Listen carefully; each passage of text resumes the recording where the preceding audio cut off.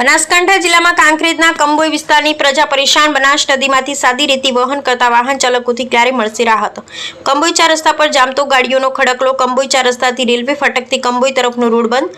રેતીના હાઈવાથી ખેડૂતો હેરાન, તંત્ર હપ્તાની નિંદ્રામાં. કાંકરેજના કંબોઈ 4 રસ્તા પર ટ્રાફિક જામતો ગાડીઓનો ખડકલો. રેલવે ફાટકથી કંબોઈ તરફ જવાનો મુખ્ય રોડ સંપૂર્ણપણે બંધ થઈ ગયો છે. આ જામનું કારણ બન્યું છે રેતી ભરેલા હાઈવા, જેનાથી આજુબાજુના ખેડૂતોને વાહન ચાલકો પરેશાન થઈ ગયા છે. સ્થાનિકોના આક્ષેપ મુજબ તંત્ર હપ્તાની નિંદ્રામાં સૂતું હોય તેમ કોઈ પગલાં લઈ રહ્યું નથી. કંબોઈ ચોકડી રેલવે ફાટકથી કંબોઈ તરફ જતા રોડ પર છેલ્લા ઘણા સમયથી ટ્રાફિક જામની સમસ્યા વકરી છે.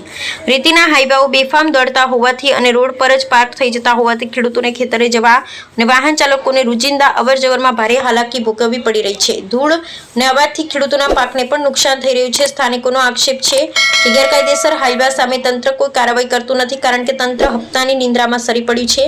આ જામ અને ધૂળથી રોગચાળો ફેલાવાની દહેશત પણ વ્યક્ત કરવામાં આવી રહી છે. અહેવાલ રામજીભાઈ રાયગુર.